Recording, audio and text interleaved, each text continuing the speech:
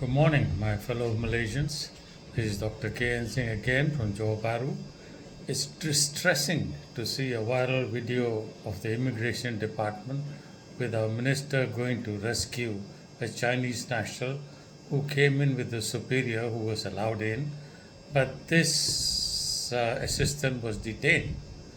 They wanted a visa fee of 3,000, and the immigration officers also confiscated and retained her phone so she couldn't call out.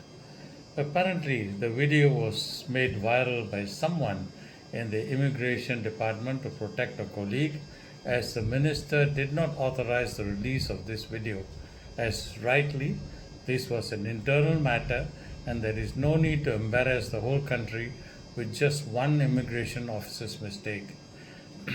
He claimed that there was a misunderstanding due to language, as he did not speak Mandarin. Language is no barrier, as there are always translators available for Mandarin to English or Malay. Even other people can help to translate. There is no requirement to pay any fee at the immigration officer, and the immigration officer has no authority to retain her phone, as this was now construed as harassment for inducement of a fee. There's another video by Dr. Usha, who is a GP, who also had a problem.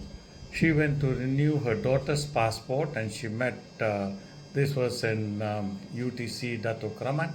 She met 4 officers. They gave her a list of documents she needed and she asked them until what time are they open. They said, look at the board. She's looked at the board and it said 7 p.m. She asked again, are you open to 7 p.m.? They said, yes, we are open till 7 p.m. She then quickly went home and got all the documents and went back with her daughter at 6:21 p.m. and there were 2 lady immigration officers there and they said sorry, she had to submit her documents before 6:15 p.m. for them to be processed. Now there was no mention made on this board about 6:15 p.m. and the 4 immigration officers she saw in the afternoon did not tell her to come before 6:15 p.m.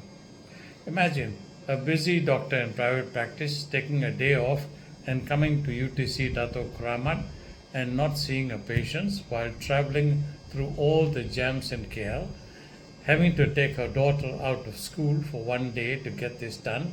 Now she has to go twice through the UTC Dato Kramat. She then saw another lady officer who appeared to be senior and told her the problem, and she said, you can make a complaint. She said, where do I make a complaint? There is no box, there is nothing. Who do I complain to? Now, these civil servants don't seem to realize that people pay taxes, and these taxes pay their salaries, and they have a duty to the people. She's a busy doctor, and she took her daughter out of school for a day to get the passport done. Now she has to waste another day. I had a personal experience in Johor Bahru too. My daughter needed to apply for a resident pass, as now she's a Singaporean. She has a job that allows her to work from home, so she wanted to stay with her aging parents who are 79 and 72 years old, and then she can work from home. And I called up the immigration department and told them, and they told me there was no problem getting a resident visa for her, as she was born in Malaysia. But she has to come with all the documents, and the list of what she needs is on the immigration website. She downloaded the list and we went together to the immigration. Here I took the afternoon off and postponed my patients and went to the immigration department with my daughter, who also took a day off and came from Singapore. We all had the documents as per listed on the website, but as we got there, we were given another list that wanted photographs and a few other documents as well. I asked the pleasant immigration officer, who told me that I needed to follow the list on the website, why didn't he tell me before? Why is he giving me a new list now? He apologized and said the list on the website was outdated and it's an old list that has not been updated. Then I said, I'm sure you should know that. And now, can somebody explain to me why the website is not updated and why the public needs to make repeated visit to the immigration department just because they cannot update their website? They appear to be very busy, but looks like they're creating work at the expense and frustration of the public. I hope the minister will look into this waste of public time, effort, and money for the people to make multiple visits to the immigration department only so that they can appear to be busy and do nothing really very much. We expect Dato Sri Anwar Ibrahim to handle the economy, fight corruption, and if these small basic issues cannot be handled by the respective Bangaras who probably don't even know what's going on, what do you expect the unity government to do? Perhaps it's time we took this lapsus seriously and penalized those responsible so others can learn that with this unity government you better do what you're trained and paid for. The public cannot even complain as there are no complaint boxes available as there used to be in the earlier times. We all hate to complain, but unless we do, nothing will change.